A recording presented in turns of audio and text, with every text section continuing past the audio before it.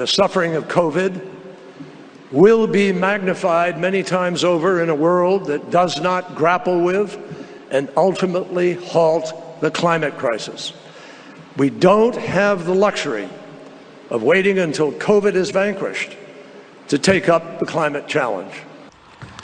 Katie, he obviously is very serious about this, and you wouldn't be in that position if you were not someone focused on this. Is it right to focus on this right now?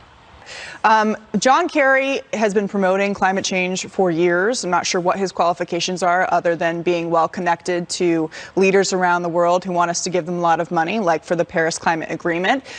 During testimony a couple of months ago in front of Congress, John Kerry admitted that the United States knows that China is building solar panels, which the left says is green, with slave labor from the Uyghurs who they're trying to genocide from their country. And he also did an interview this week saying that no matter what happens, we're going to work with China on this issue. China doesn't care about the environment. They're building coal plants. And the biggest issue moving forward is not what John Kerry says and tries to scare everyone into believing, is that just like we saw with COVID and the lab leak theory getting suppressed, big tech like Facebook and media are completely suppressing debate on this issue. There's a scientist named Stephen Koonin who worked in the Obama Energy Department who just wrote this book called Unsettled. It's about how climate change doesn't have to be this the sky is falling thing. And Facebook fact-checked it and buried it and said that everything in his book is discredited when he just has a different point of view on this issue. So I think that paying money to government bodies will not do anything to help solve the climate problem. What solves the climate? How should he be focused on this, Jesse? Which I think we can. I hope there's agreement that the temperatures are. We got to deal with our climate issues. So how should he be dealing with this? Well, he could use Skype. Harold, I got his itinerary so far from becoming envoy. He's been to London, Brussels, and Paris, then went to Shanghai and Seoul, Abu Dhabi, New Delhi, Dhaka, Rome, London again, Berlin, Middle East, North Africa, London again, Moscow. Just right there, that's more than like a city's emissions if you just cut out the jet flights. And do you really think the Chinese and these Middle Eastern oil kingdoms are going to listen to John Kerry and stop fossil fuels? Come on, man. He's just in it for the luxury travel. If you want to stop climate change, you don't fight climate change. If it's getting warmer, you adapt to it. Let's just say the sea levels rise a couple inches over the next century, Harold. Okay. It's a great civilization we have here. I think we can adapt to that.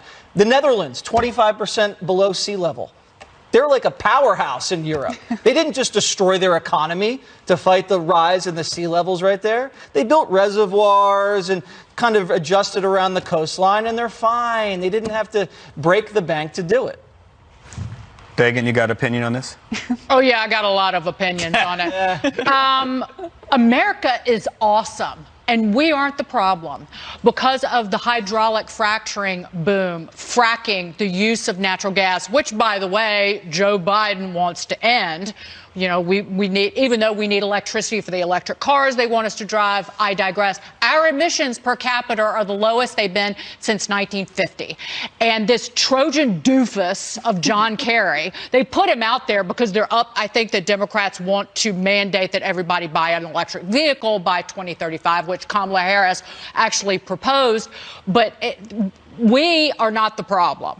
We are doing the right thing in this country. And Kerry himself admitted that if we reduced our carbon emissions to zero, it would have no impact on global warming. So what is he doing other than racking up flight miles? But if we did do that, in fairness, because we're the biggest market, people buy things here, so people would make those things. But what's your thinking on this, Greg?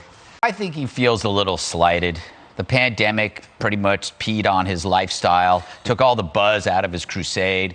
He kind of wants us to return to that rightful climate throne. He is the king of the climate, and he wants to be there up there with Queen Greta. Right now, he's just a fossil without his fuel. Oh. And the only virus he has to worry about, because he's clearly not worried that much about COVID, is Dutch elm disease. What's that?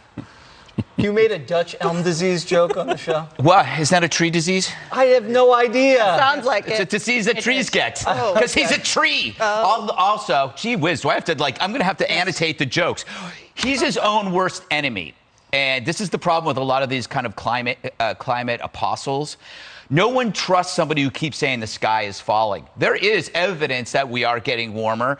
There's a lot of conflict and debate over why it's happening, how it's happening. But we can understand. The rational minds are great. But when you get into that irrational world where you're constantly being the boy who cried wolf, what happens is people just look at you kind of like a joke. Keep saying the world's going to end in 8 years. Nobody's going to listen to you. However, there are what are called lukewarmers. These are people that believe in global warming, but also are skeptical of the climate models, but realize that we must do something for the future. Those are the people like Bjorn Lomborg that people should be listening to, and he could learn something from that. I'm trying to help him.